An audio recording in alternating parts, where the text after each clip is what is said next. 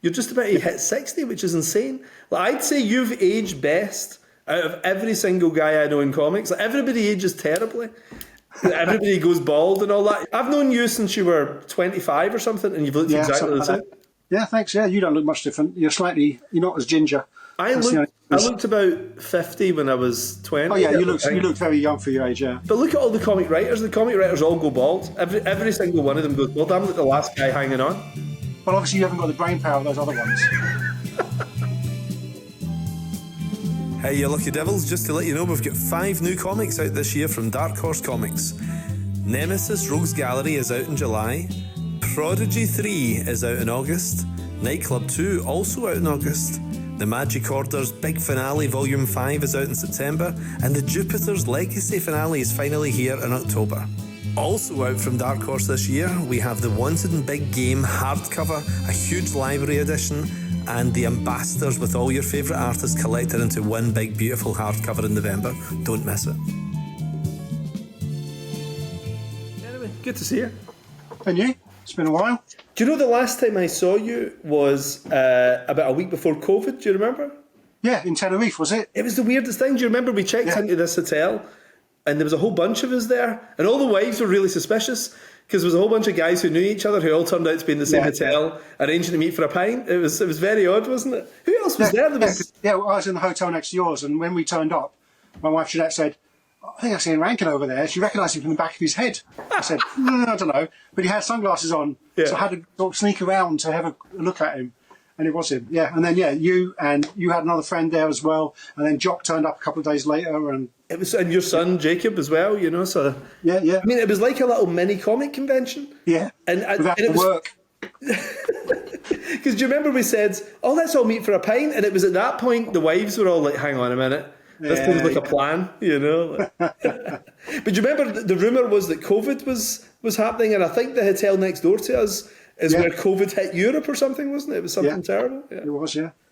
And I do feel you could have been patient zero. Sorry? I feel you might have been patient zero in all this, you know. No, I don't think I didn't have it then. I have had it, but not that early.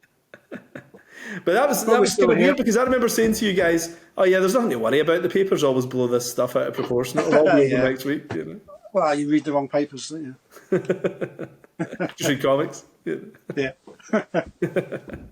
But you know what? I actually just realised recently that because you're a few years older than me, you're just about to hit 60, which is insane. Like, I'd say you've aged best out of every single guy I know in comics. Like, everybody ages terribly. Everybody goes bald and all that. You've somehow... I've known you since you were 25 or something, and you've looked exactly the same. I'll be 60 in January, yeah. That's crazy. Yeah, I think it's, indoors a lot, aren't we? That helps. Yeah, but look at all... Oh, thanks very much, thank you. But look at all the comic writers. The comic writers all go bald. Every single one of them goes bald. I'm like the last guy hanging on. Well, obviously you haven't got the brain power of those other ones. It's a bad sign, isn't it? But all the artists always have a good head of hair, don't they? Like, they've always got a good head of hair. How many bald artists are there? Huh? You don't get many bald artists in comics? No, they're probably hounded out, aren't they? I hope so, yeah. Will Eisner was the last one, wasn't he? I think he was the last bald artist. But the writers, bald as coots, every one of them. Yep. Anyway, what are you doing? I mean, do you do some kind of like weird routine or something like that to stay so young? I've known you since 1990 and you basically look like this. Yeah, thanks. Yeah, you don't look much different. You're not as ginger. I looked about 50 when I was 20. Oh yeah, you look very young for your age, yeah. But I think looking 50 when you're 20 helps. Yeah. I think, just started young. I think that probably helps. Yeah. Well, nobody was as young as you. Like, I remember meeting you, and I was quite young when I started. I was 19, and I remember thinking, I'm like Jim Shooter, starting as a teenager. But you were 15, weren't you? Like, I remember you told me you were drawing girls' comics at 15. Yeah, I was. I was drawing for like Bunty and Nikki and Judy and all those sort of things. And was that the final days of that industry? Were you just in there just before that fell away? Or? I think it lasted another 10 or 12 years maybe after. Right. And was that when I started in 1980, and it was like there was more work than you could possibly want, for that stuff. Not just in girls' comics, British comics in general. There was loads of them. All the war comics, the sport comics, the humour comics, the girls' comics. There was just loads of work to go around. It's nuts that you were working before Alan Moore was in the British comic scene, which is weird, isn't it? Yeah, you overtook me quite quickly, yeah. But it's strange to think that there was such a big scene then, isn't there? Like, because now, you know, the British comic stream's just this tiny little thing now, but when we were kids, I don't think Americans really appreciate it, is that books would be selling like 1 million copies or even 100,000 regularly, 150,000 copies a week across a whole range of titles for all different age groups. So the amount of work compared to the size of the place is probably pretty amazing. And everybody read comics as well, you know. Yeah. All the girls and all the boys, and, you know, most people grew out of it. But, Yeah. no, we didn't, do we? Thank God. But like, but you would have been 15. Like, you'd have been sort of predating the DC talent searches and all that kind of stuff. Yeah. How did you even think this is a potential career? Well, when I was drawing the girls' comics, I didn't think it was a career. That was just like my weekend job.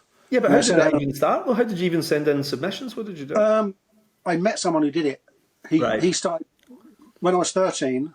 He ran an evening class at my school for adults to learn how to draw comics and caricature and stuff like that. Yeah. Me and my mate Pete got special permission to go, even though we weren't adults, to do comics. And, you know, we went in there thinking, this is it, we'll be drawing Spider-Man, you know, in 2 weeks' time. And that's all I knew. I was only really into Marvel comics at the time.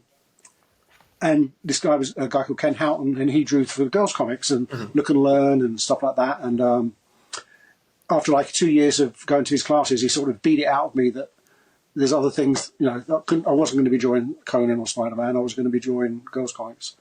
And but it was just a hobby, really. You know, the pay was terrible, but, you know, it kept me in records and clothes and that when I was like 15, 16, 17. I mean, if most people work in a supermarket or something like that to actually get doing. Yeah, I've never ever done a real job like that.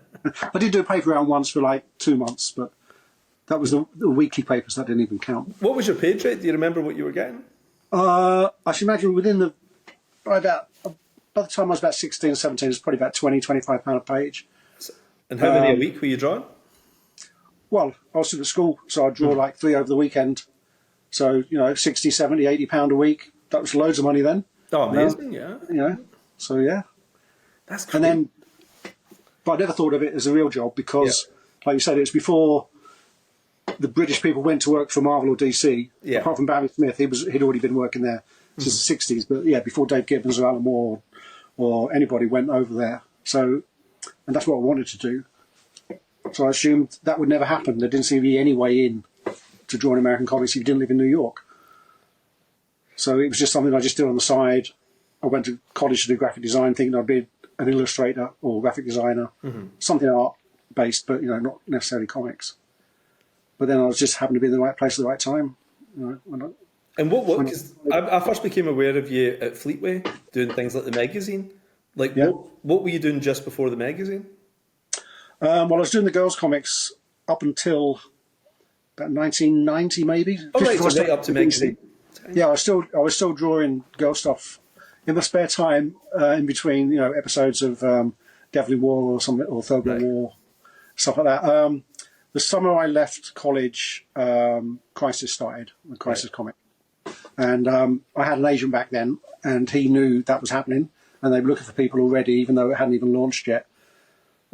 Just for, you know, fill-in artists or, you know, whatever, and we showed them my stuff, and I got some stuff to draw, and that was just pure luck. I won't name names, but was your agent that dodgy guy that used to keep all the cash?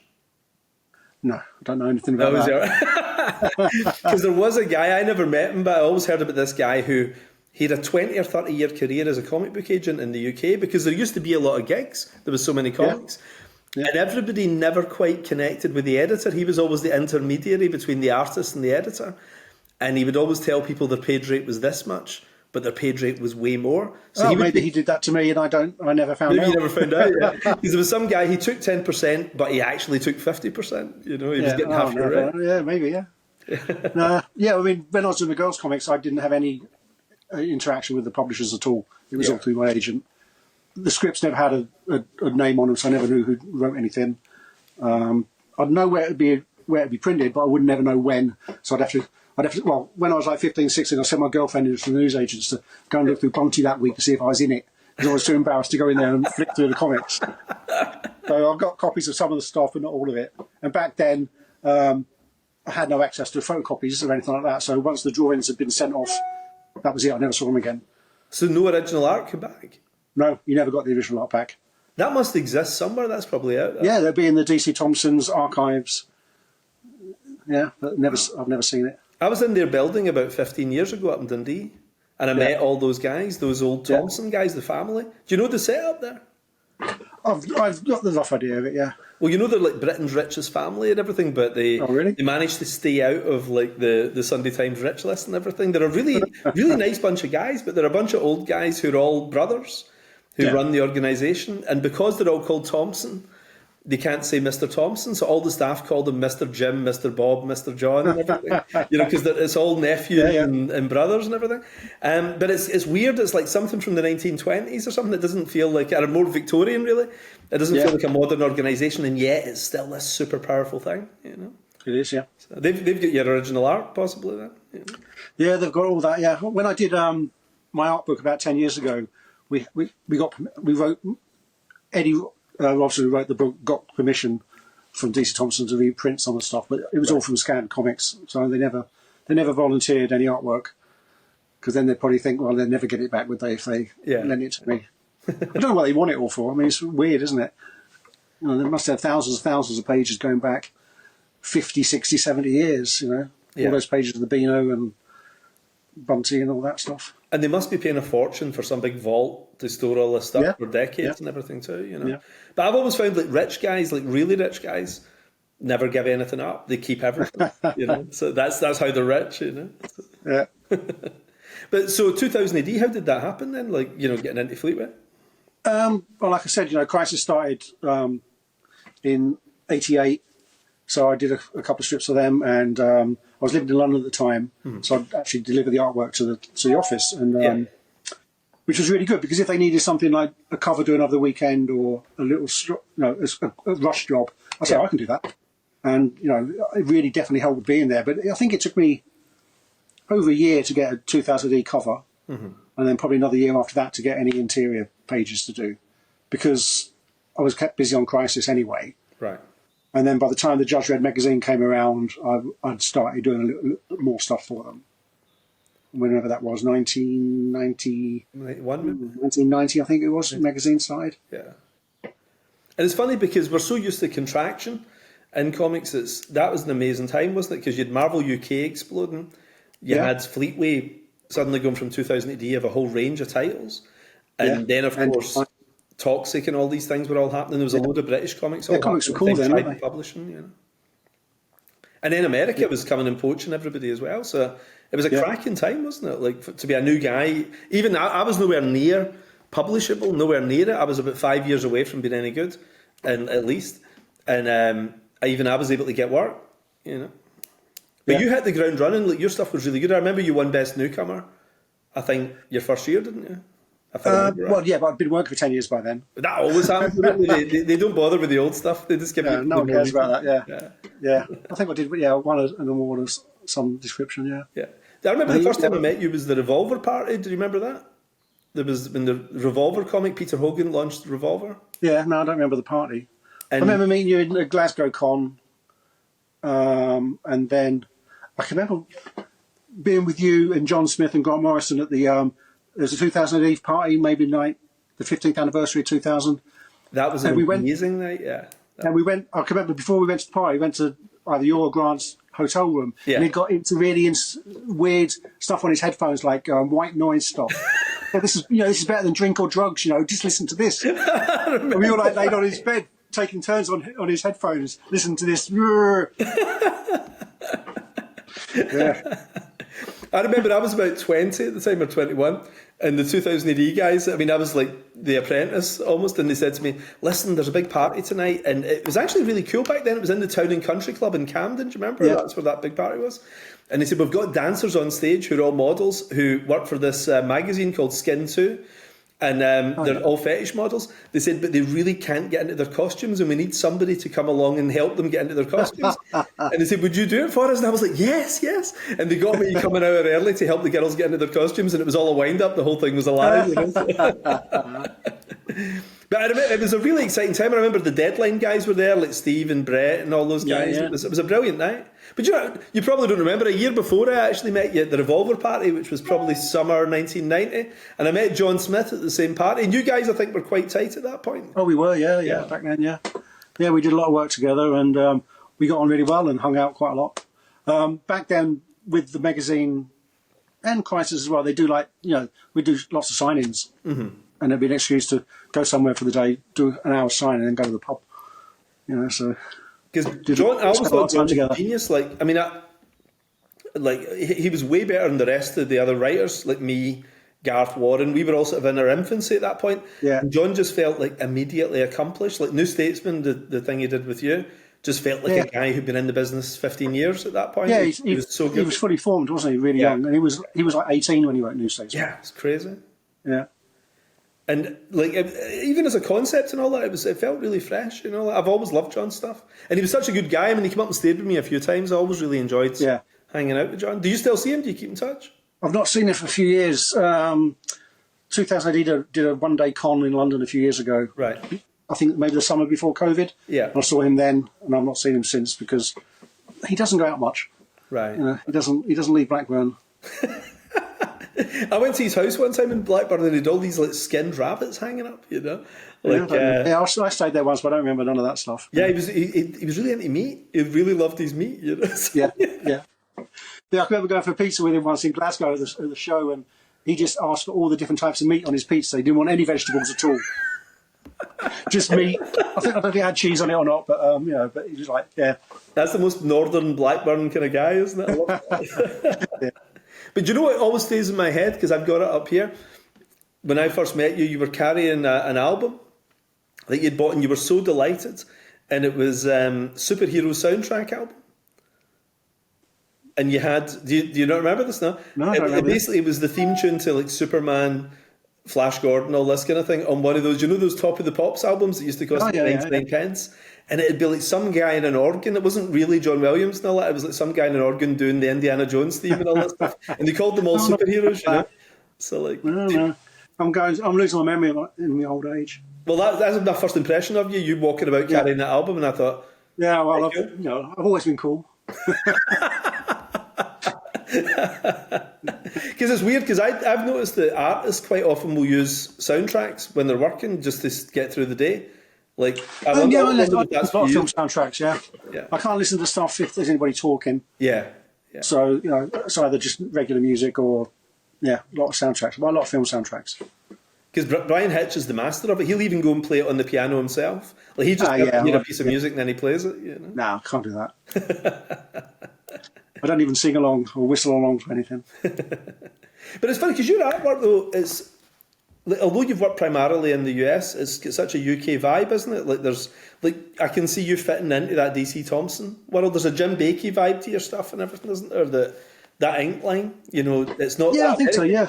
Which is so weird, because I know that you love American guys, though, because you were a big fan of American comics growing up. Oh yeah, totally. Yeah. I mean, I started reading comics before you could get Marvel stuff in the UK. Yeah. Marvel UK, I think, started in 71 or 72, but I could already read by then. I was already reading Superman and stuff. Yeah. But then Marvel came along and blew everything else away.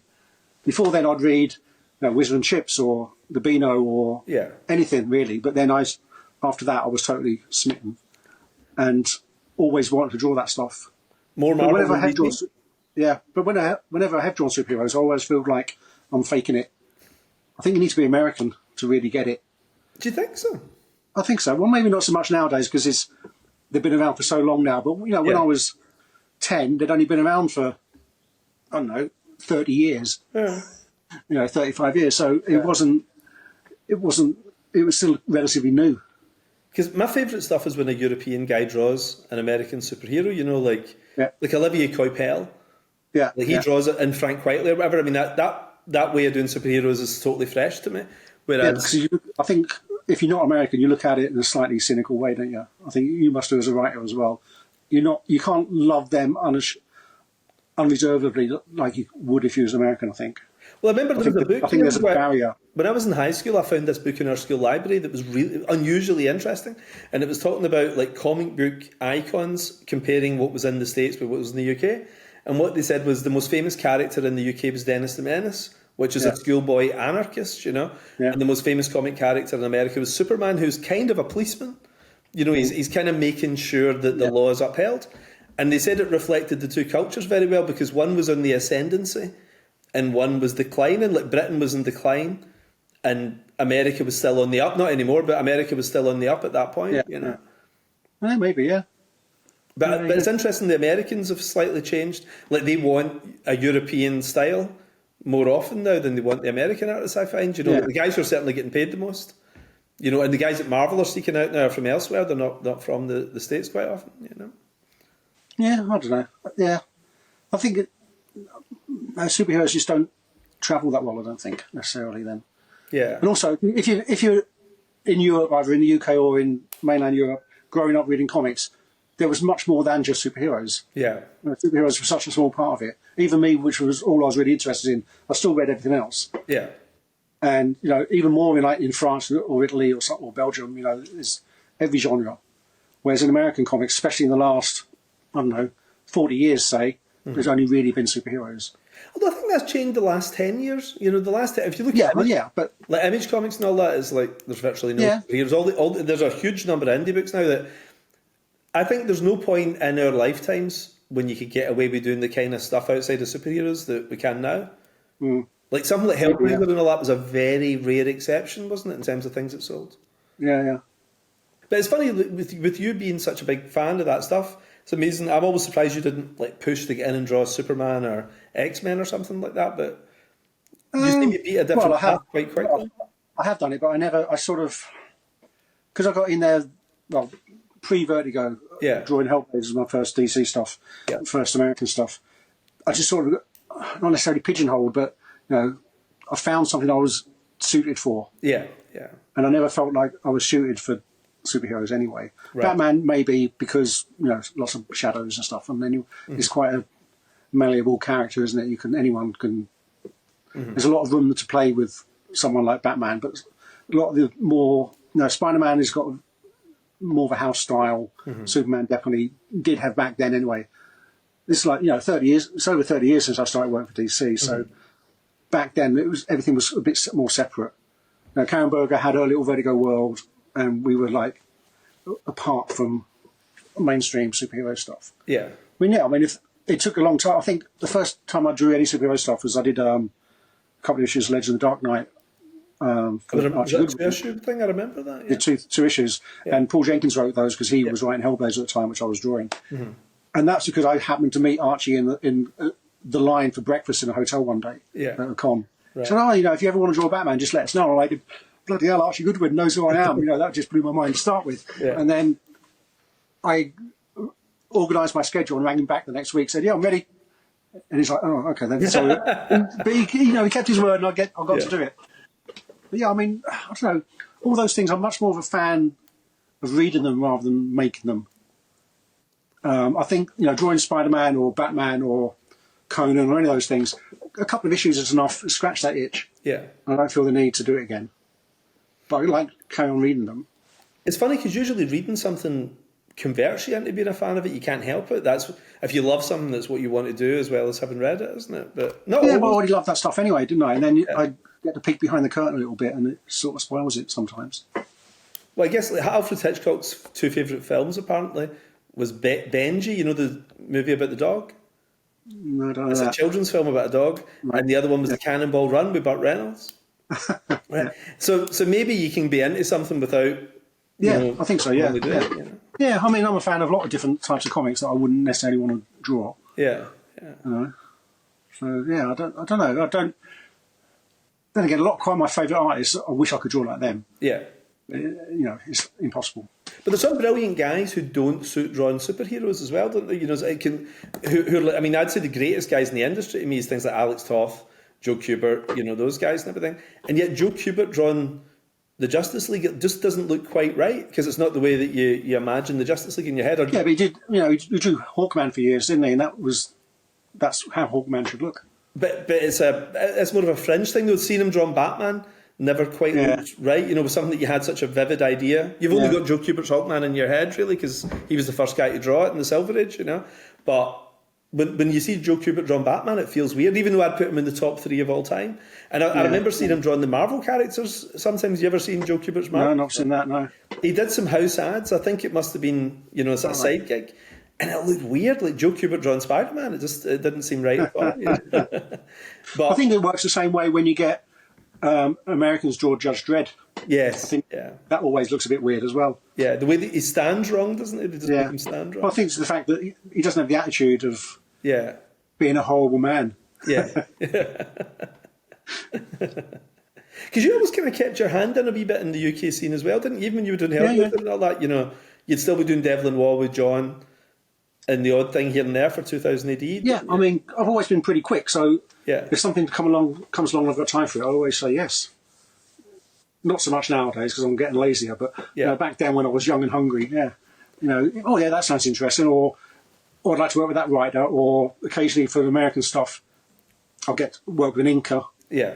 Me and you and Duncan did an X-Men #1 once, didn't we? And partly it's the fact it's an X-Men #1, we thought we might make some royalties, which we never did. We thought we'd make a fortune, not just some royalties. We thought we were going to be so rich. It was nothing, wasn't it? But also the fact that because I didn't have time to do the whole thing myself and I needed an inker, and I chose Duncan, just to see what he would do over my stuff made it interesting enough to do it. And I've had that a few times where, Bill Sienkiewicz or Klaus Janson or who else? Ken Williams have inked me because I think I want someone like that can obliterate me. I don't want someone who's going to mimic me. And how have you found that? Because those are the most distinctive inkers probably in the business. Yeah, I wish they'd gone more. I wish they'd got rid of me more and done more of their own thing. I've always wondered, do they rub out? Because they've got such a visual consistency in their inking. Are they doing any rubbing out and redrawing, or is that them inking you? I think, with all the ones I've done for them, I haven't done very tight pencils, so there's been a lot of room for interpretation, shall we say. Yeah. So like Bill Sienkiewicz especially, loads more black, loads more scratchy lines, loads more shadows. Some of it looks like he drew it with a stick dipped in ink, and things like that. Yeah. And it was fascinating to get the artwork back and just try and figure out how they did these things. Yeah. Because I don't, like I said, I don't want someone that just tries to figure out how I do it and then copy that. There's no thrill in that for me.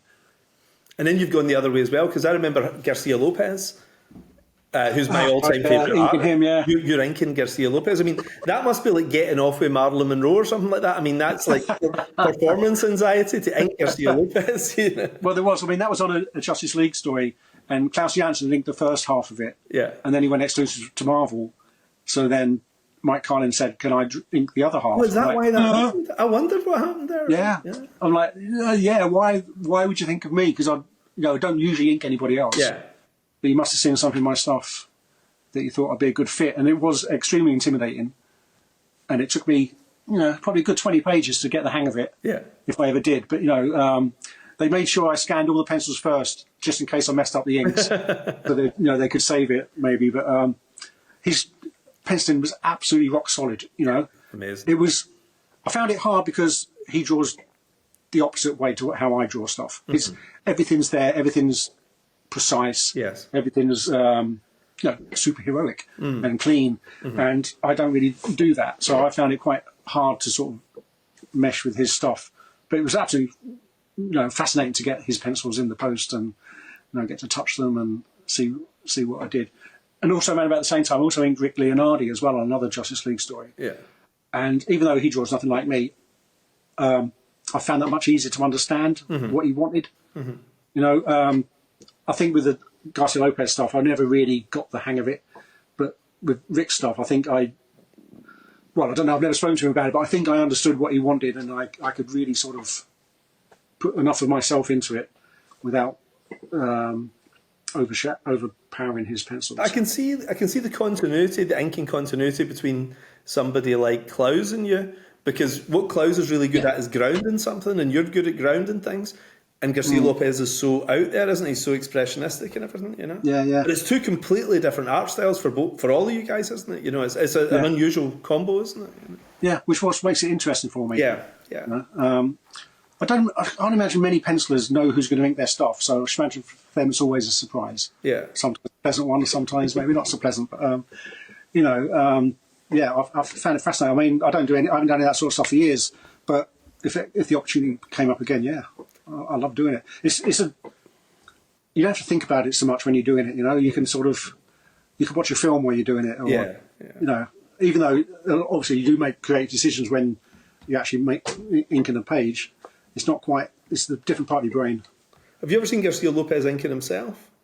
Yes. Yeah, he's the best. So he doesn't need an inker, does he? I love everybody inking themselves. To be honest, like, I genuinely. Mostly. Yeah, I think mostly. Yeah. There's a few guys who get saved by inkers. I mean, that does happen sometimes, doesn't it? But at the same time, like, I don't know, there's something so undiluted about it when they do it themselves. I remember seeing that Did you ever see the Dead Man series? He did a 4-issue thing. Yes. Oh, it's so good. Yeah, that's the best thing he's ever done, probably. Ever.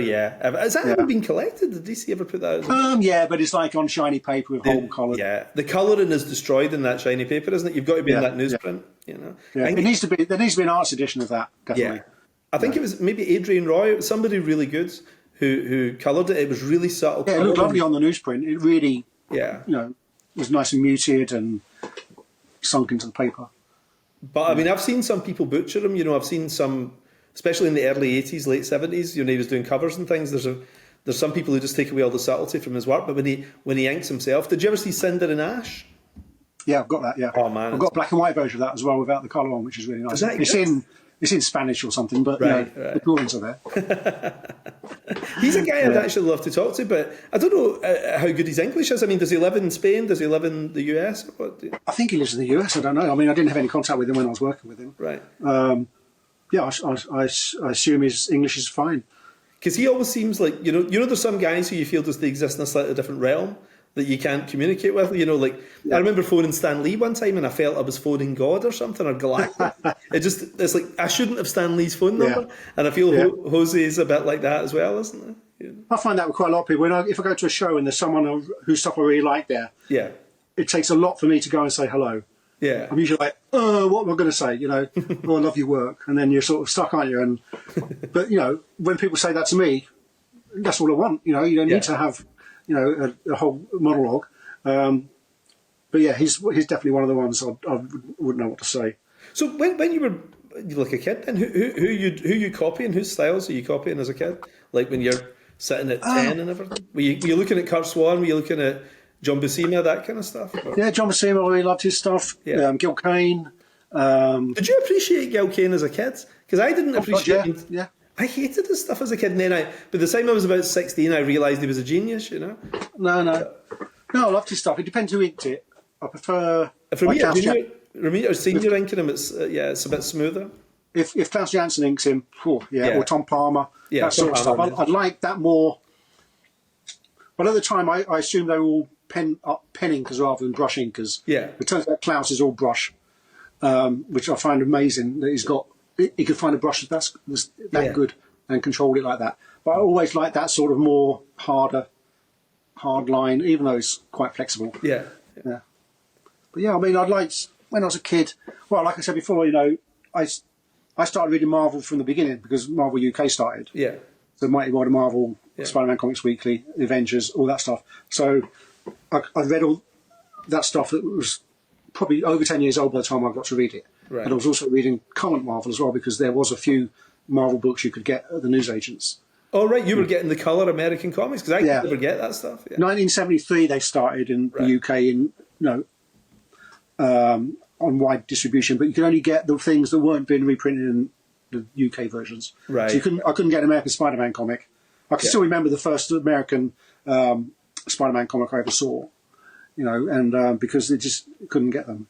And it was a really good one. It was The Death of Gwen Stacy, and I haven't got it anymore because I stupidly swapped it for some rubbish with a mate when I was a kid. That was my first ever Marvel UK comic. The Death of Gwen Stacy. Right. Yeah, it was the next one, The Goblin's Last Stand, the next. Yeah, no, it's the first American Spider-Man comic I ever saw. But like Marvel UK, I started those from the beginning, so I was really into Ditko, Kirby, John Buscema, Gene Colan. I really loved. Who else? Yeah, Gil Kane. Some DC stuff. Garcia Lopez was drawing DC Comics Presents. Yeah. A bit later on, probably about 77, 78. I loved that as well. That's amazing. Yeah, all of them. Because he There wasn't anything I really. Did you ever read? Sorry? He did Scalp Hunter and Jonah Hex type stuff, you know, Garcia Lopez. But I never picked up those. I have since, but at the time, that would have been like. You know, if there was absolutely nothing else in the shop, then I'd buy that stuff. Yeah, it was down there with Sergeant Rock and all that, wasn't it? If there was, if you were down to the last couple of comics. You know? Yeah, I'd much rather read the Human Fly than Jonah Hex when I was 10 because I was an idiot. And I remember having the Shadow #1, you know, the Mike Kaluta one. Oh yeah. And that get passed around every boy in my class because nobody wanted it. We'd always, and you don't realise Mike Kaluta's a genius. I was only maybe 6 or 7 at the time, you know. Yeah. And everybody wanted Superman or Batman, you know. A lot of those even nowadays, a lot of artists are wasted on kids, aren't they? Yeah. You know, they just don't appreciate it. Well, it's funny. I think as a kid, you just want something that looks like a real person, don't you? Like John McRae had a big chat with me about this years ago, and he was saying, like, as a kid, you just sort of somebody who can copy something realistically really impresses you as a child, and somebody who does something that looks like a cartoon, you think, well, anyone can do that. And then as you get older, you realise, no, actually, Frank Robbins is a genius, and Gil Kane is a genius, and so on. It's like somebody who brings their own style to something that's so much more special. One of the ones I really liked copying when I was a kid was Sal Buscema rather than John Buscema. Right. Because his stuff was not as good as his brothers. Yeah. Oh, that's not really... Oh, man, I hope you're listening to this. It was different to his brothers, but it was a lot easier for a child's mind to understand it and copy it. The John Buscema stuff was just like, you know, far, far out of anyone's league to figure out how he can do it so well. Whereas the Sal stuff, you know, the way he drew a hand or, you know, very limited amount of facial expressions and stuff like that. As a kid, that was easy stuff to copy. Well, Brian Hitch told me a great story, and he said that, you know, the Muhammad Ali Superman special that Neil Adams did? Yeah. He said that Muhammad Ali's reps, like these guys who were like, you know, brilliant lawyers, super sophisticated guys making a fortune in New York at the time, you'd think they would have good taste in art, you know, and what they wanted to, they didn't want Neil Adams, they thought his stuff was ugly, and they really wanted Kurt Schaffenberger, you know, who was a very sort of like, I wouldn't say run-of-the-mill because I love Kurt Schaffenberger stuff, but, you know, very meat and potatoes DC kind of art at the time, and quite old-fashioned by that point as well. He'd been around since the 50s. And children actually really like that kind of stuff as well, and children find sophisticated artwork quite hard to get into, which... I think it's just, the more sophisticated the artwork is, the harder it is to follow the story. Yeah. Someone like Kurt Swanenberger or Kurt Swan or Dick Dillon or whoever be the Marvel version of that sort of stuff, the storytelling was flawless. You could absolutely follow the story really well. Yeah. And they didn't show off unless they needed to. Yeah. You know, it was all seemed to be in, to tell the story. They weren't just showing off how well they could draw. But it's also like, you know, mainstream music's the same, isn't it? You know, so really mainstream music is looked down upon by music snobs because it's completely basic, you know. And it's the same kind of with the mainstream comic art, isn't it? Like, we're all comic book art snobs because we really love the more unusual stuff, you know, that the mainstream maybe doesn't appreciate. And I wonder if comics has kind of lost something a little bit in that way, you know, because the stuff that's really admired, I guess, is the stuff that appeals to guys like us, guys who's been reading it their whole lives and you know, maybe has different tastes from a mainstream artist. Maybe. Yeah, I mean, I don't know what the average 12-year-old likes nowadays. I've got no idea. No, it's definitely not the stuff I like. but I do a little test, see, every couple of years. Like, we've got millions of kids in the family, right? So I've got 3 and all my brothers have got loads of kids. And some of them even get grandkids now, you know. And every year, a couple of years, I do a little market research thing. And I put a whole bunch of comics out. I've done this for about 20-odd years. Put a whole bunch of comics out and show them it. And you know who comes in top every single year? With kids, especially people about 10, Rob Liefeld. Really? Absolutely love Rob. You know, and I couldn't wait to tell Brian Hitch that because I'd Ultimates issue 1 sitting there one time, and they were all going past it to Rob's stuff. But I think, you know, like I was saying before about Sal Buscema being easy for a 12-year-old to understand and to copy, I think Rob's the same for this generation, or the last 20 years anyway. And George, when I was a kid, George Perez was like that as well. Because I could never really get into his stuff, but it was easy to understand how he made it. Do you know what I mean? But it's deceivingly simple though, because they don't. I mean, there's loads of detail on it, but it's not. And the same with Rob. There's loads of extra lines you don't need, but the actual construction of the figures is quite easy to understand.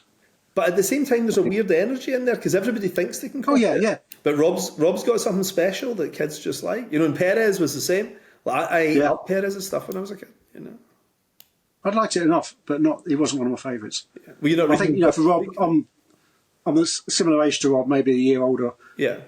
So I was far too old when it came out to even appreciate it. Right. I'd gone past that and, got more prejudiced. Yeah, I mean, when Image came out, I completely looked down on those books, you know, like, I was, if I'd been 5 years younger, I'd have been into it. Yeah, that's it. Precisely, yeah. But yeah, so from there, you went on, you did Scene of the Crime with Ed, Yes. and that felt like a kind of weird game changer for you because it was like this new relationship, you know, like Scorsese and De Niro or something. It's like a guy you were going to be with for the rest of your life. It didn't feel like it at the time because I was only inking that. I inked Michael Lark's pencils on Scene of the Crime. But that's when I began to associate the two of you together, you know? Yeah, it was the first time we worked together, but it was just another job, you know. Yeah. And then the next thing we did a little Batman Elseworlds thing. But I fit that in around.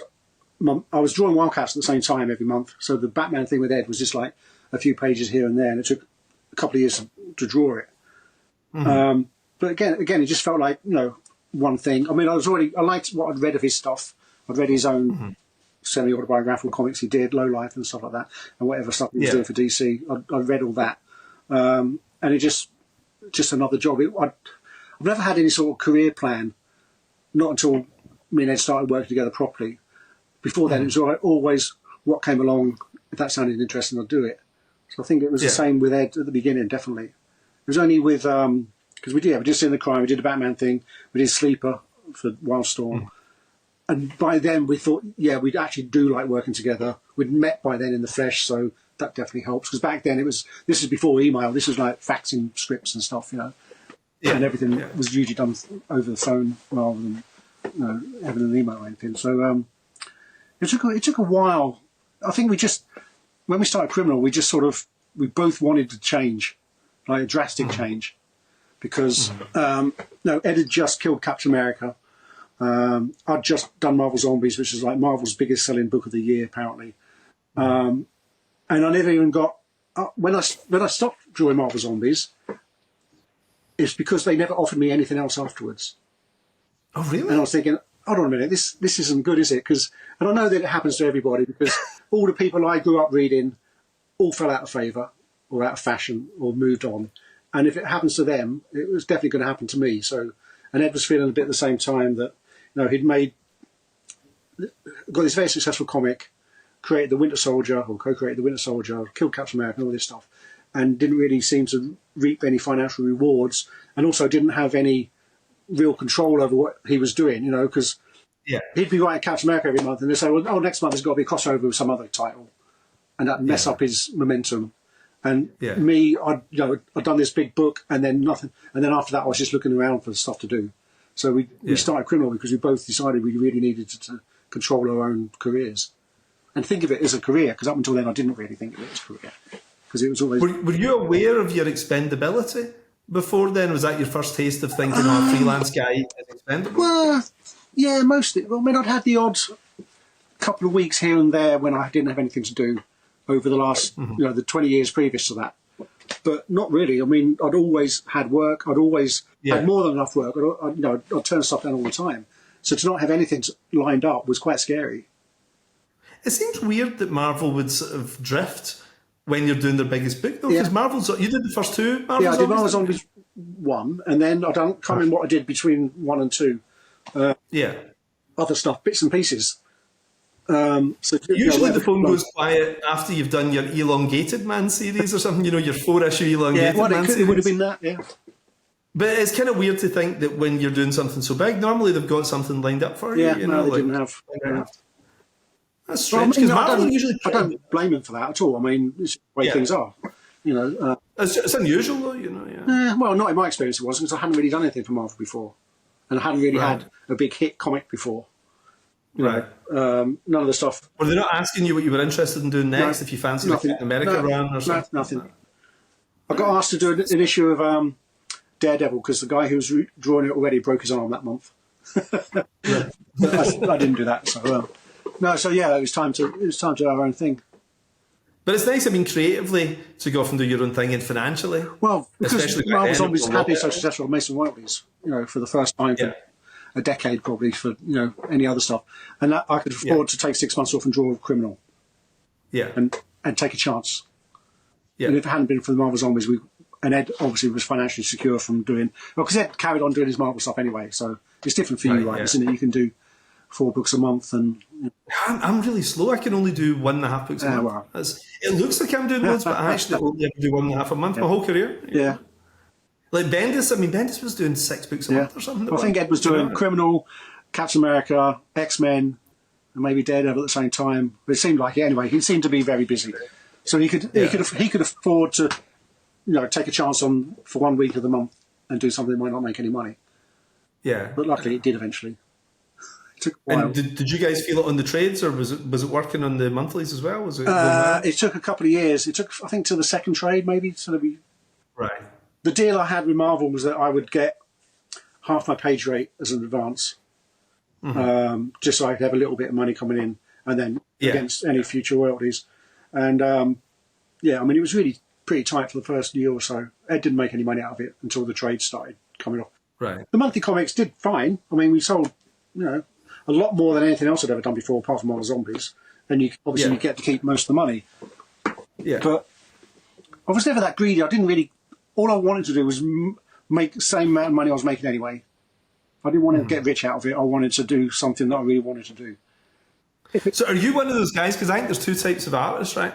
There's the guys that when you double their page rate, they speed up their work because they're making more cash. Yeah. And then there's the guys who you double their page rate and they half their output because they know they can get by in that amount of money. So are you that then? No. I think I'd still do. I think I still do the same amount of work. I think so. Yeah. I mean, I like drawing. I like working. Yeah. No, but I was never. It was never the thing that was driving us. We wanted something we could decide how long it goes, how often it comes out, if it ever gets cancelled. Yeah. Within limits, obviously, because if it sold terribly, then we would never make enough money out of it. So I remember when I first met you, you were doing Hellblazer-ish kind of periods, and you were doing about 2 or 3 pages a day sometimes. Are you still able to hit those kind of? I do 2 pages a day now. I'll take it slightly easier. I don't work such long hours as I used to. Yeah. And what's your day involved then? Well, because we're doing graphic novels now rather than monthly comics, that's changed the schedule in any way. Because it used to be every month I'd have to do a new cover and get the comic ready for print, because I always design the stuff as well and sort out with the print. Yeah. Don't have to do that anymore. I just do that twice a year now for 2 books. So that's made my weekly schedule much easier. So on a Monday, I'll thumbnail 8 or 10 pages, little sketches like this. Gather any reference material I might need, shoot photo ref for myself if I need to act anything out. And then I'll draw 2 pages a day for the rest of the week, so I'll draw 8 pages a week in total. That's pencils and inks and letters. That's crazy. It's just... That's like old school though. That's like Kirby or Romita Well, I've spent Jr. 40 years honing it down to make it as streamlined as possible. Yeah. I know exactly what I'm doing. Yeah. So, unless anything, But even if I took today, taking a couple of hours off to talk to you, that's messed up my schedule for the whole week. Good. On a normal week, I'm not working this week, but if I was working, it would have messed. It would have taken me most of Saturday to catch up. I was talking to my son Jake about this the other day, because Jake draws comics now, and he was moaning that he's got too much work on. And I said, "Do you remember, Jake, when you was a kid and we'd go on holiday, how I worked every single holiday we went on?" He goes, "Oh yeah." Because that's what kids know. You know what it's like. It was really hard as a freelancer to not make any money that day, because you're always thinking, I should really be working. Because you don't get paid if you don't write a page or draw a page. So, well, my first 10 years, I remember always thinking that every time I took 2 weeks off to go on holiday, I was losing 2 weeks' money in terms of wages, but also spending 2 weeks' money being away somewhere as well. So you were doubly out. And you've lost all that working time, and you've got to try and catch up, and it could take you 6 months to catch up. It's kind of nice that Jake's followed you in as well, isn't it? I always think it's a good sign if your kid does what you do, it's a sign that you've been a positive influence on them, though, isn't it? I always think that way every job, every career. Because, I always think that there's guys I know whose kids will say, "Oh, I'll never do what Dad does. It looks like a nightmare." And I always think it's quite insulting, you know. So like, you know, but there's something quite nice, like the fact that Joe Kubert has Andy and Adam and everything, you know. And you can even see their DNA and, you know, his art, you know, has a similarity. It's not identical, but there's something. The ink line, like Andy's ink line is very similar to Joe's and so on, you know. Oh no, I think it's great that that Jake's doing comics. He was never interested. He's a fan of comics, but then, like I say, he'd seen me sat at my drawing board every day for 20 years. That would put anybody off, wouldn't it? So he sort of fell into it by accident, really. He was always going to be an illustrator. But illustration's harder, a lot harder than comics. Yes. With comics, it's great because, you know, even one issue is going to take you a month. Yeah. Whereas if you've got an illustration job, it only might only be 2 days' work. Then you've got to find another job. And again and again and again. It's like, imagine every painting you do every day selling. Yeah. That's what it's like working in comics, isn't it? Yeah, so comics, even though, you know, overall they pay terrible compared to illustration, there's a lot more work there.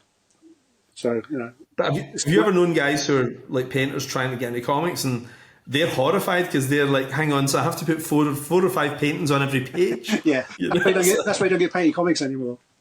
It's funny, I was going to ask you that actually, because we grew up in that time when the painted comic was the revolutionary thing, wasn't it? You know, so Bill Sienkiewicz was doing stuff nobody had ever seen before, mid-80s, through Elektra Assassin up through Daredevil Love and War and all that kind of stuff. And then it kind of petered out about mid-90s, didn't it? You know, like, because you're an amazing painter, you know, you've got so much life in your painted pages and everything.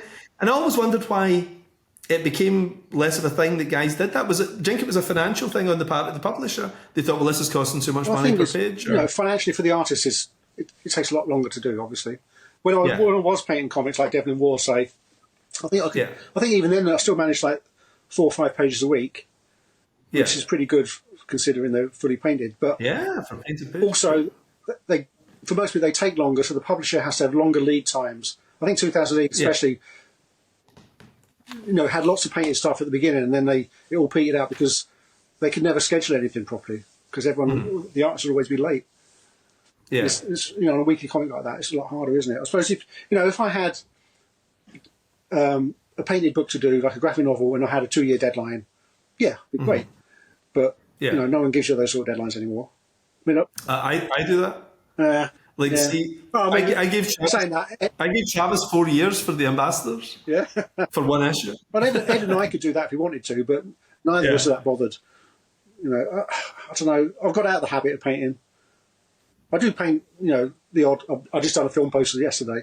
I can't say what it is. And I do quite a lot of DVD covers and stuff like that, and that's enough painting. You know, it's really messy. But the original pages must sell for a lot though as well. You must do pretty well if you're. It depends. Not really. If Batman's on it, Right, yeah. And I guess most comics now is people sitting at a table having lunch and things like that. Like nobody's buying those. You mean the ones I draw? Yeah, they are mostly. Yeah. I've got a scene of because it is funny when I've got like a gallery down in my basement. I've turned it into a giant comic gallery, and it is interesting looking at the 60s, 70s, 80s, 90s stuff compared to contemporary stuff. Like there's a nuclear bomb going off in one panel and the Justice League's in the next panel or something, you know. Whereas all the contemporary stuff is guys having a drink and chatting for like 14 pages. Yeah. I mean, I love drawing the sort of real life stuff anyway. I like people. I don't like drawing people talking in a car because it's really hard to figure out where the balloons go. You know, but you know, if it's like 5 people around a table, that's, you know, the sort of logistics of trying to figure out where you place the camera so the person on the left is speaking first. I like that problem solving stuff, but not all the time. But I find that easier to draw than, you know, loads of superheroes fighting. I never feel comfortable drawing that.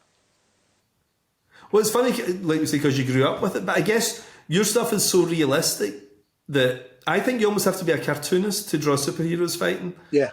And the more realistic you are, the more silly it looks.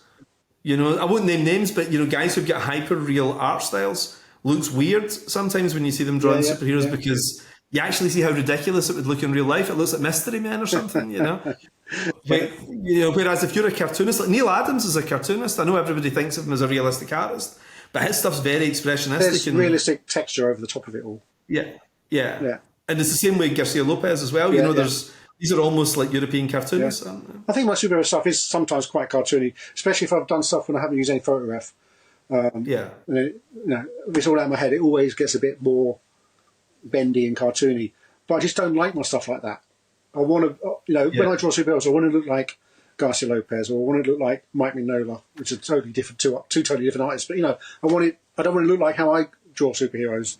And I can't. Funnily enough, you and I did. It was either an 8-page or a 10-page Superman story about 20 years ago, maybe slightly more, maybe 25 years ago, and it was Superman and Lois Lane's relationship. It was a little 10-page story, and there was a Mignola-esque vibe to it. Actually, he used so much black; it was like steeped in black. But it looked great. It looked really nice. I had to draw Superman watching TV and Lois Lane doing the ironing.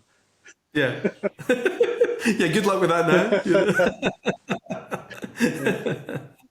But that was a good wee story. I always liked that. Nobody read it, of course. It was back when nobody read it. My son's got a page of it hanging up in his bedroom. There's one scene where Superman rescues 2 kids from a burning orphanage. Do you remember? And my little Jake and his older brother Fred, when they were like 6 or 7, modelled for that. No way. So they're in a Superman comic. Oh, that's awesome. Jake also played the young Bruce Wayne in a Batman comic I did as well. Oh, really? Yeah. I love that, though. It's funny, there's more and more guys, starting to come through. My daughter, Emily, my oldest kid, she's got her first graphic novel. She's just about to Kickstarter her, actually, in about 2 weeks' time. Oh, great. And she's a painter, though. She's a painter. Yeah. She did history of medicine at university, first-class honours and all this kind of thing. And then she was making this amazing living as a painter while she was at university, Yeah. And this past year, she's had 4 international exhibitions, solo exhibitions of her own stuff, But then she told me a few months ago she wants to do a graphic novel, and she ended up doing 2. And she's doing her first Kickstarter, in great. 2 weeks' time. And there's something lovely about it. What's the attraction for her, though? Well, it's interesting because she was obviously around comics the whole time, and she's been on film sets and all this kind of thing, but never really showed any interest in going down that route, and then just got bitten by the bug. Yeah. But she's a generation on, obviously, so she's not going to draw a John Buscema, a Kurt Swan style comic, the kind of thing we grew up with. So her thing is entirely different. It's kind of absurdist humour, and it looks like something that would be more Japanese, really. But I remember thinking when she was a little kid, I grew up with Hanna-Barbera, but she grew up with Japanese cartoons. She's watching Pokemon and all that stuff, So I knew her art. When she drew characters in her school jotters and all that, they looked like Japanese characters. So I knew she was going to be something entirely different from me, which I love. It's evolution, isn't it? Oh, yeah. That's great. That's cool. So, I'm trying to think. We're actually... Can't believe that's just over an hour already. I told you today's our wedding anniversary. Yeah. So we've been out for a big lunch and we're going out for a big dinner. How would you rather spend it, obviously? What could be more romantic? When I phoned you last week and said, I dropped you a line, said we should do it, I hadn't actually twigged the date. Yeah. But my wife's doing the school run just now anyway, so it's all right. But we went for a really nice lunch, and we're about to go for a nice dinner now as well. I'm still full up from lunch, but I'm sure you'll manage. I know, I'll find a way. So, in terms of what you guys are doing now, see, as another pro, I'm fascinated by it. We all talk about you guys quite a lot and what you're doing, because everybody else still follows the same plan that's been done for years, but that monthly thing, But you guys just seem to do your own thing. How's it working out? How do you find it compared to when you were doing the 6 issues and then collecting the 6 issues, all that kind of It's much better. It's so much easier. That relentless monthly schedule is gone now, and that really, it was great. Well, it was great for years and years, but now, I don't want to do that anymore. I find it much better. I think Ed finds it better because, otherwise every 20 pages you've got an artificial cliffhanger. In a monthly comic, which we don't have that anymore. Chapters can be as long as they need to be. The whole book can be as long as it needs to be. We don't have to figure out how many pages it's going to be before we start. The format's nicer. We get, it's a hardcover. We choose the paper. The one we've got coming out next, we've sprung for red foil on the cover. God knows how much that's going to cost, but it never seems like very much. Like the first Reckless book, we did it on the thickest paper we could find, and the image told us it's what they usually print cookbooks on in America, like really, really lovely paper, and it'll be an extra $1 a copy to print. We thought, that's great. But then we think, hold on a minute, how many tens of thousands of copies did we print? Oh, shit, we maybe should. So since then, we've gone for slightly thinner, cheaper paper. But it's great to have that total control over all that.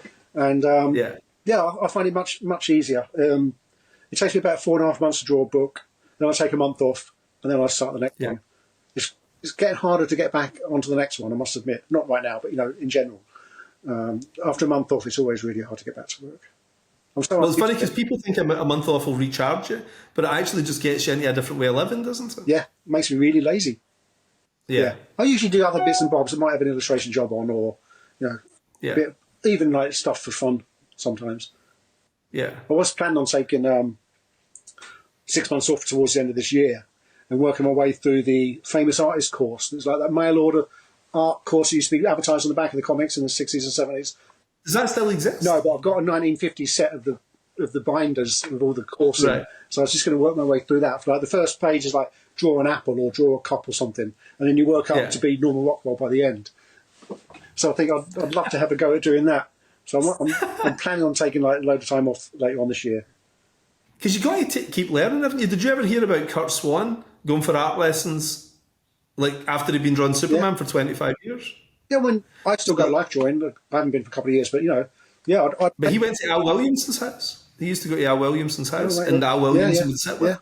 Yeah. I'd hate to think I wasn't going to get any better, or not necessarily better, any different. I suppose I wouldn't want my stuff in 10 years' time to look exactly the same as it does now.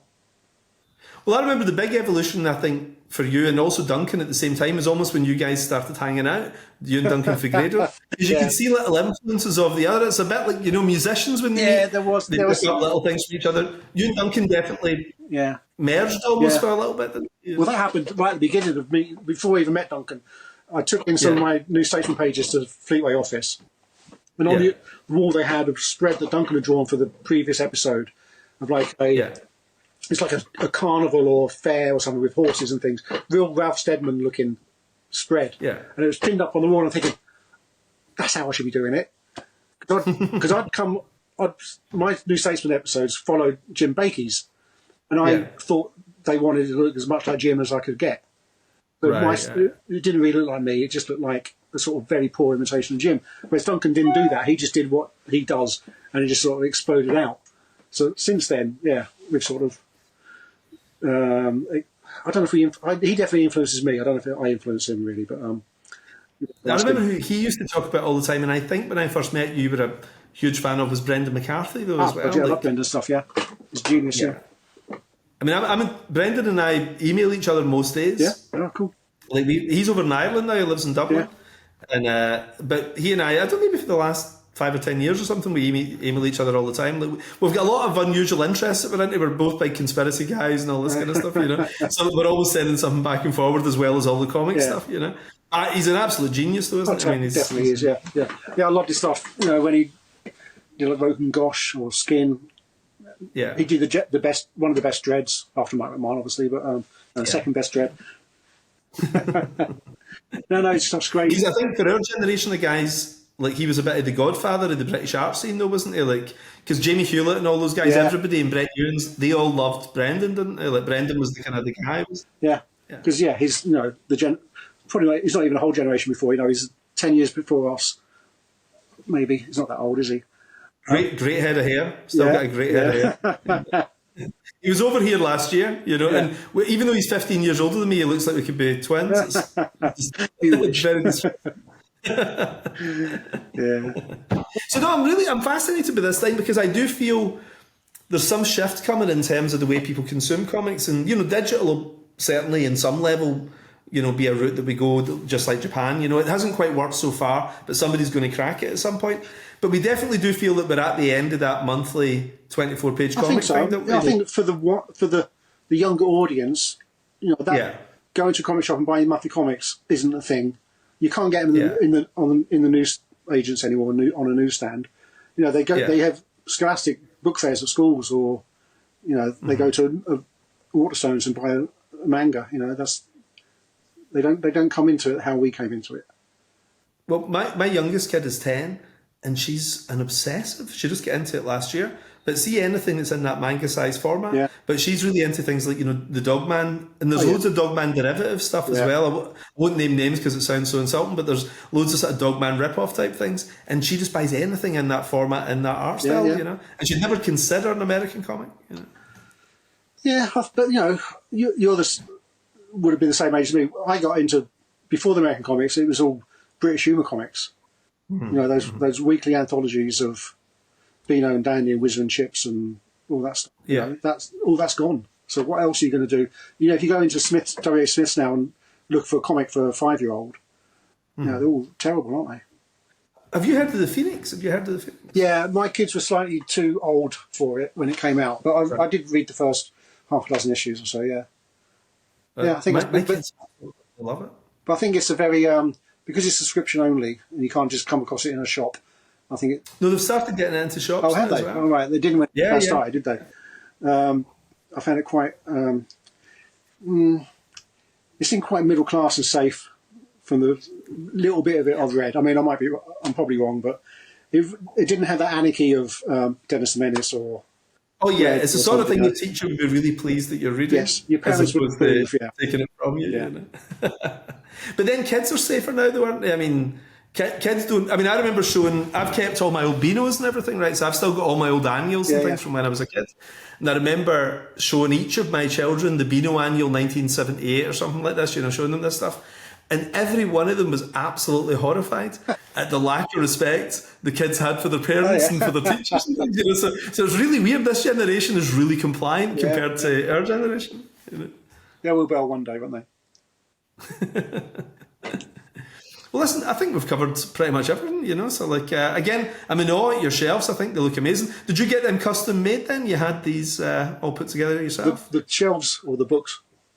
The books on your shelf? It's just like it's just a plastic binder with just photocopies of everything I've ever drawn. Going back to right at the top, there's all the girls' comics and things I used to draw. Outside of comics, I made a book of every life drawing I've ever done. Because I heard rumours about this. Did you ever publish this? Well, only print on demand type thing. I take a few copies if I do a show, but I don't really do much with it. Can people buy this thing? People can buy it. Is it available to buy online? Yeah. So there's a picture I drew of my nan when I was about 9, maybe. So from 1974 up till a couple of years ago when I filled the book up. So it's amazing. Every single drawing I've still got. A series of these coming out? Is there a series of these things? No, it's all in one book. There's 700 pages in it. But your doodles and things like that, you're not collecting this stuff now? There's character sketches and stuff? I don't do that because I know you do a lot of life plan as well. I don't do character sketches and stuff. I don't. Now, when we try to fill out the extra pages in the back of a graphic novel sometimes, I've got nothing to fill it with because I design the characters on the page. I need to know what they're doing. Right. When I'm penciling the page out, I can figure out how they act and then think, oh, well, maybe they'll be wearing that or they'll look like that. Yeah. I find it really hard to do it beforehand, especially since I don't really know what's going to happen in the stories. Ed never tells me because I don't want to know. I don't want to know in 50 pages time I've got to draw a motorbike. Oh, see, I hand the whole story over at once. I do all 140 pages. I hand them as a bulk that would be nice, but that's never happened. I usually work about 2.5 years ahead. Then the artist has got 2 years to draw it, generally. I'm a big incentive for Ed to actually write stuff because he knows I'm waiting. Right. So I'm usually about 30 pages ahead of him, maybe. Right. And I think it works quite well because I hope that when you start seeing the pages, that might influence how the story goes a little bit, or how I visualise the characters might make him write them a bit differently, maybe later on in the book. See, I always feel it's a bit like building a house, though. Like if you lay out your plans, and once you're really happy with the plans, then you start building. And my fear is the idea that you're halfway through it and then you decide to change the foundations. I don't think it's It's too late once the artist is drawn. He knows where he's going. He knows what the story is, but he doesn't tell me, and I don't want to know. He'll tell me in the script this person's really important. They're going to come back later on. Make sure you make them look cool, and stuff like that. And that's all I need to know. Really, I don't want to know the other stuff. I like to read it as a reader rather than as a set of instructions. I once met an artist one time, and he said he didn't read the panel descriptions. He didn't. I don't know. He didn't read the dialogue. That's what it was. He just looked at the panel descriptions because he didn't want to spoil the comic for himself when he read it later. And I was like, "Are you kidding me?" No, but how, and he said, and this guy's got a big career. yeah. You know? But that's I've only ever worked Marvel style on one thing, and that I found really hard because I didn't know what they were saying. They'd say, "Oh yeah, for this page they're shouting at each other," but if I don't know exactly what they're saying, how do I know what to draw? I've never understood how that works. It's like doing a jigsaw. And yet, some amazing comics were done that totally, way. I mean, it obviously works for some people, but I found it really hard. Especially something that's dialogue heavy, like like a scene where there's no action. How the hell did they do it? Yeah. I mean, I've got a feeling the artists were maybe doing a lot of the heavy lifting and maybe I writing think so. Yeah.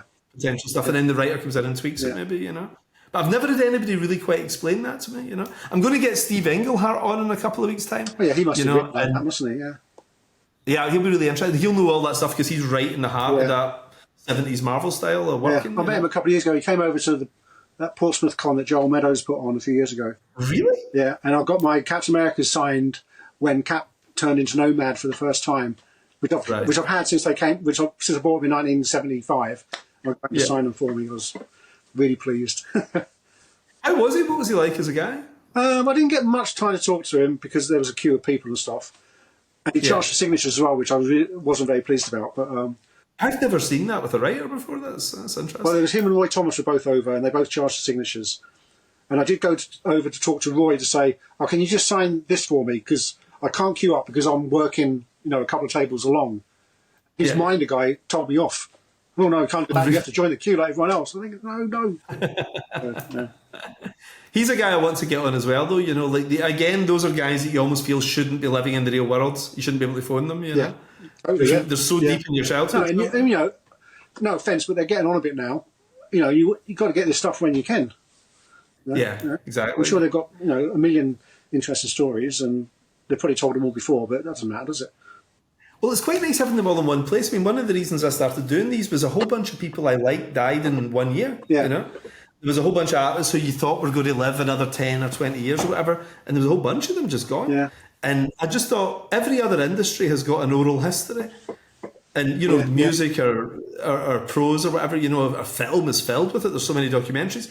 But comics, weirdly, doesn't really have it. And to actually get an interview with some guy whose stuff that you love, it can be quite rare. Like, I'd never heard Carrie Bates' voice, and he was my favourite writer growing up, So getting to interview Carrie Bates was, awesome for me. He told me, stories I dine out on now. Still, I interviewed him last year. And he told me the most amazing story about how he sold the script for Moonraker when he was writing Superman in the early 1970s. And Roald Dahl helped him sell the script to Cubby Broccoli. And this was years before Moonraker was made, and they didn't use most of it. But he basically just thought that's the way the world worked. He was 22 or 23. He wrote to Roald Dahl cold, and Roald Dahl helped him sell the script. And the final day before he came back to America, he was hanging out in England for 3 days. John Barry took him for dinner, because... he didn't know anybody else, and then he put him on the plane, and it's like that story would have been lost to history, and I love that we've got that on tape, It also helped back then that these industries were a lot smaller. There were less people in it, when we started doing comics 30 years ago, we knew everybody because there wasn't that many people, and now there's hundreds of people I'll never meet because there's too many. But at the same time, everybody's more accessible too, aren't they? Everybody's on Twitter or Facebook, so... I mean, anybody you've ever wanted to meet, they're only a click away now, which is quite nice too, isn't it? Definitely, Yeah, the people... I've got plenty of people follow me on Twitter that I'm a massive fan of, and I just still find it really hard to get my head around the fact that they know who I am enough to want to follow me on social media. It does. And the fact of how young they were when you were into their stuff. Like Jerry Conway was 16 when he was writing my favourite Spider-Man stories. Really? Which blows my mind. Like Death of Gwen Stacy, he was 16 when he wrote that. Yeah, 16 or 17. That's my favourite period of Spider-Man by far. Oh, it's everybody's. Yeah. I think it's even better Pure than the Kane, Ink by John Romita. That's the best. That's as good as it gets. Yeah. What's weird to me though is because we read it in Marvel UK, like Americans don't realise this, that Marvel UK was all black and white reprints. If you were lucky, they sometimes had red or blue in it. They'd maybe one colour they would throw in there as a special gift, But when I saw the Marvel characters in colour, it almost blew my mind because those issues, I remember them in black and white. It's almost too much. It's like seeing them in 3D when you see them in colours. Yeah. Do you still collect it? Your old Marvel UKs around? Do you keep all that stuff in the house, or did you get shot? All that stuff went years ago. I mean, I do rebuy stuff all the time. I've got the first 50 issues of Titans that Marvel UK put out, the landscape format, but my eyes are too old now to read the words. But yeah, it was called, in my class at school, it was called the Titans. We all called it the Titans. We didn't realise it was pronounced Titans. But yeah, I mean, I buy a lot of old stuff that's reprinted. Taschen have put out some really big versions of like the first 20 issues, first 40 issues of Spider-Man, like shot original comics on really rough paper that feels like newsprint. So they just look like giant comics, and not like horrible modern colour or anything. They really, so I love all that sort of stuff. That's because they know all the guys are in their 50s now and they need it that size to be able to read it. Yeah. I haven't got the strength to turn the pages, so I can read the words. But I love books about comics now. I'm probably more into that now than I am into... I just read that one about James Warren that you recommended to me. That was really fascinating. I didn't know none of that stuff. Because he slightly predates us. We didn't really grow up with James Warren publishing, you know. I was aware of it, but we weren't... I had some of the magazines when I was probably 13 or 14. But did you know anything about the guy? Nothing at all. Is that not the best story you've ever read? It was great, yeah. And the fact that it had such a dramatic ending, where it went and everything, the guy's life was incredible, wasn't it? No, yeah, I love all that sort of stuff. My favourite detail about him is that he had a painting of himself done in this particular outfit, and he always wore that outfit so that when people came to his door, they would see him standing there with the painting of him wearing that outfit behind him, you know. So he just seems such a great character. Yeah. But, are you picking up any of the big art books, like Sienkiewicz's art book and all that kind of stuff as well? I get a lot of the art editions, I do get those. No, I mean, I've got a thing over here. It's Bill Sienkiewicz Revolution. And have you seen that? No? Volume 1? I don't know.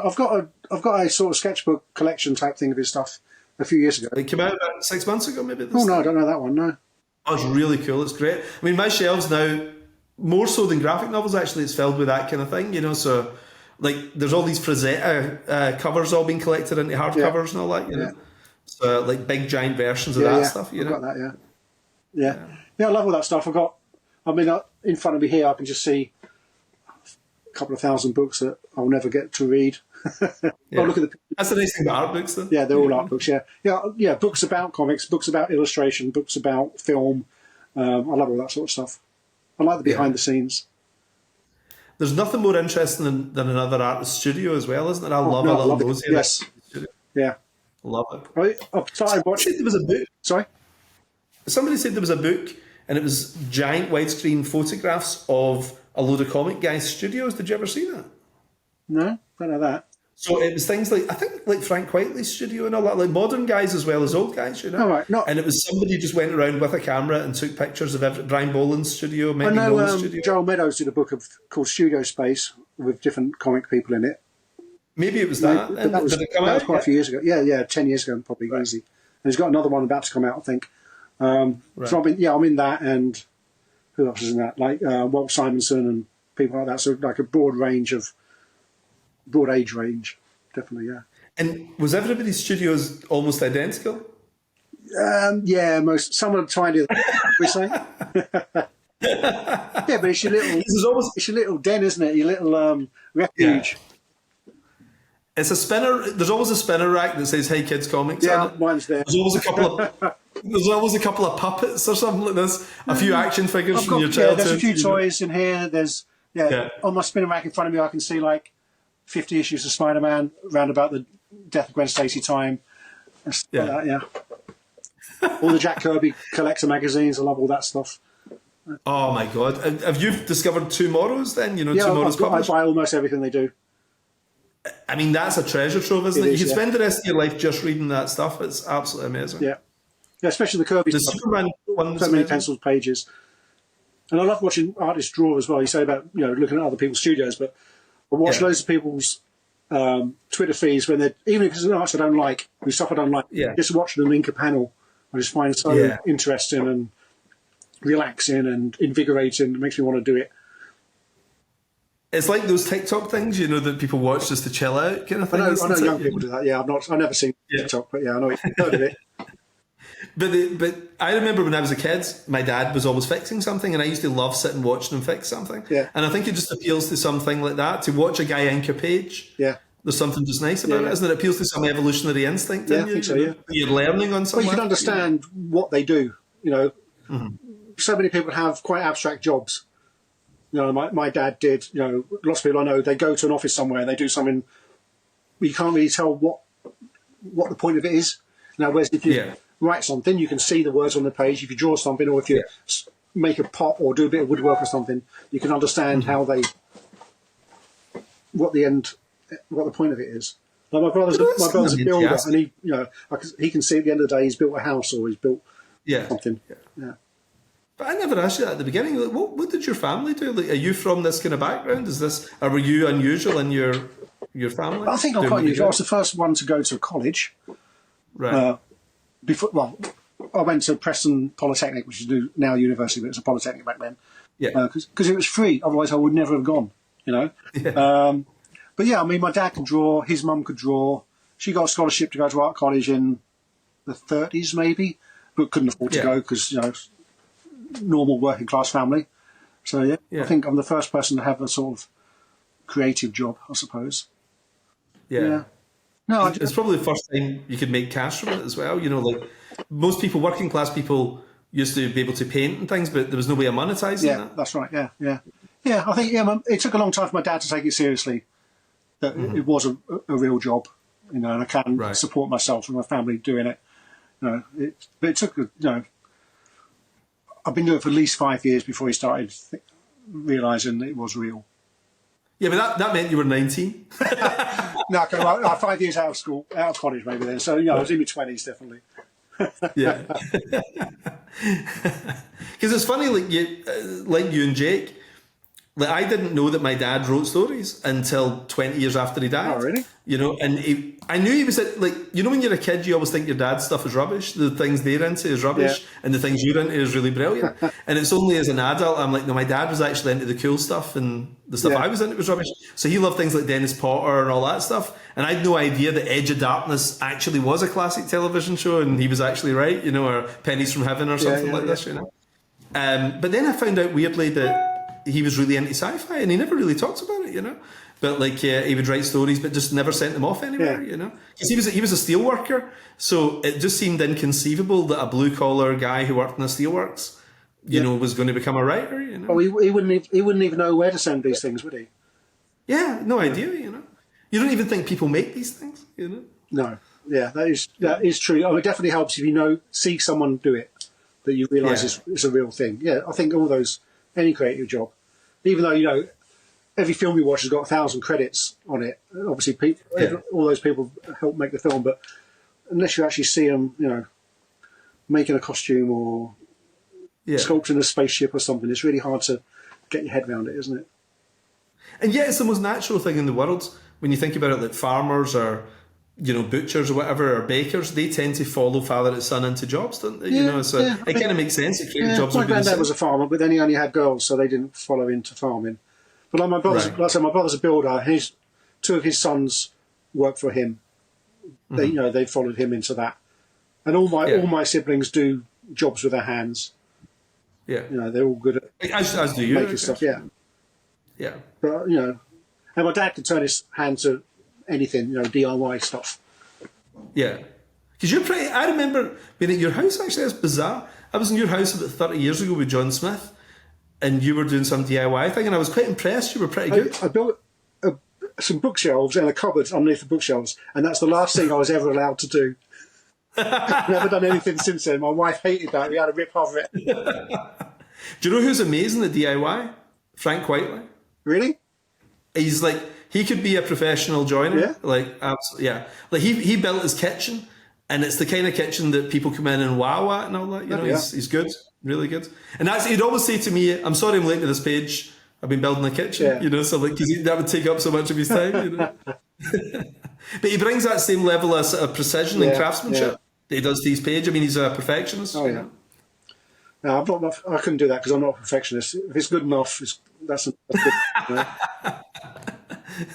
It's easier getting somebody else to do it as well. It is, But I think we've got the decorator in right now. Probably the last. We've got the decorator in right now painting some beds. Really? Yeah.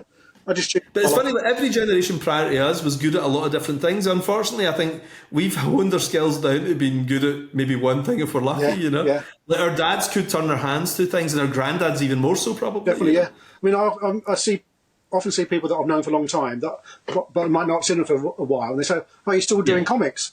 I'm like, "Yeah, of course I am. You know, why would I be doing anything else?" Whereas they've had 5 different careers since the last time I saw them. Yeah, you know? yeah. And it does sound like a pretend job, doesn't it? I mean, comics does sound like to the guys we went to school with and everything. Especially when I tell them, like, they say, "What do you draw?" I say, "Well, I used to draw like X-Men and Spider-Man and stuff, but now I do my own thing," and you can see the disappointment in their eyes. When the criminal TV show comes out next year, then I'll be able to show them. Look, Listen, we've got to cover that. What's going on with that? Because the last I heard is it just been greenlit. Is it Amazon? That's right. Yeah, we've got. And is it Ed show running? Isn't it? Yeah, Ed's co-show running it with a guy called Jordan Harper, who's a crime novelist and writes really good books. So Ed's in charge. We've got 8 episodes for the first season. It starts shooting in about 2 weeks. Amazing. Is cast been announced? Is there any cast? Nothing's been announced yet. I can't tell you. No. But yeah, we've got there's a cast. Yeah. It took a bit longer. That bit took a bit longer than we all hoped because people say yes and then they change their mind. And the actors' strike been on and everything. Everything was crazy for 6 months. Yeah, that's it. Everything froze for ages. But we got the green light back in November, I think it was. But didn't and then didn't tell anybody until I think it was January it went out. But yeah, I'm quite excited. I mean, I've got absolutely nothing to do with it. Oh right, but you'll be a producer on it though. You'll be an exec. But only on a credit. I don't really do anything. Free money. Yeah, good. I did. Well, last week I drew some prop book covers and comic covers to be used in the show. So I'm quite excited about that bit. What's nice though is when the thing comes out, what it'll do to your actual trade sales is insane. Well, that's it. That's what it'll make me more secure in carrying on making comics. Yeah. Ed's not going to give up comics, no matter how successful it is. Yeah. Which is great because otherwise I have to work with someone else then, and that would be quite hard after all these years. But yeah, it just means I can carry on making comics, and more people get to read them. Well, it's funny. I mean, Walking Dead, it was insane what it did. That TV show, what it did to, especially Volume 1. So many people go in and buy the first 2 or 3 volumes or whatever, and then hopefully as many stay for them all. But I remember Kick-Ass was nuts. Like, we did a $25 hardcover in 2010, whenever the movie came out. And then the 8 weeks leading up to the movie, we did 105,000 copies. Of a $25 hardcover. It was absolutely nuts, So a TV show is actually even better because it's a continuous advert. A movie, you've got maybe a 4-month window where it sells really well, but the TV shows where you really make your money. Especially hopefully if they put it out 1 episode a week rather than drop the whole lot in one go. Oh yeah, definitely. But like when the show was announced back in January, all our books went to in top 10 on Amazon, and we sold out all our back stock. Fantastic. So everything's been rushed back to print, and that's even before. No, we've said, well, they've announced the director now, but they haven't announced any cast or when it's coming out. Who's directing? Who's doing your first 2? I can't remember their names. It's the people who directed Captain Marvel. The Captain Marvel book. Oh, Sandberg. Like David Sandberg? I can't remember. Do you mean Shazam or Captain Marvel? The Marvel Captain Marvel. Oh, right. I don't know who that is. It's the man and woman couple. Well, they're not a couple, but they're together. Yeah. So they're doing the first 4 episodes, which is the first criminal book. And then we've got a different director for the second 4 episodes, which is the second criminal book. I wondered how they were structuring it. Are they doing 2 books per series then? Is that the way it's going to run? They are for the first season because they were a good length to fill out. I've read some of the scripts. It looks exciting. Usually a director will do 2 episodes. You get 4 directors. Gone for the whole story. You've got 2. That's great because I actually prefer that happening anyway because it gives a visual consistency and a story consistency. I think Ed's written the first episode, and I think other writers have written the other ones with Ed's supervision. So he hasn't written the whole thing, but that's not unusual either, is it? So it's too much work. I know my face doesn't look like it, but I am excited about it because that's as excited as you get. We've been in this situation so many times before and it's never happened. Criminal got optioned before it even came out. That all fizzled out, and then it's fizzled out another 2 or 3 times as well since then. This is as far as we've ever got. So it's probably going to happen. But the option's nice as well, because the option means you get a big chunk of money for doing nothing, and then when nothing happens with it, some other sucker comes in and options it later, and then you get paid all over again. So every 2 years you get this check per project. It's great. Yeah. Well, we've got Pulp optioned as well for a movie shooting later on this year. Yeah. And Amazon are on to Ed to also adapt some of our stuff as soon as possible. So what happened to Sleeper? I remember that was at one point. That was the first thing we ever had optioned properly with Tom Cruise and Sam Raimi, and because I had no idea about that world at all, I thought, it'll happen then, won't it? I better buy a suit and choose my speedboat and stuff, because it's obviously going to all happen. That obviously all fizzled out, and again, and then we had Ben Affleck and Matt Damon attached after them for Sleeper as well, and that was like 2 weeks before Ben Affleck became Batman, so that sort of blew that apart. So that never happened either. But he wasn't going to play the lead character, though, was he? No, I think they were just producing it. Producing, yeah. It's a good one for Matt Damon, actually. I could see Matt Damon in that role. But when it was Tom Cruise attached, I'd hope he'd play the baddie rather than the sleeper guy. Because he hadn't played a baddie then. He has since, but he hadn't then. I thought it'd be quite a different way of looking at him. But it's funny though. Some guys have got a face you want to see win, and some guys have got a face you want to see lose. And Tom Cruise has weirdly got a face you want to see win, don't you?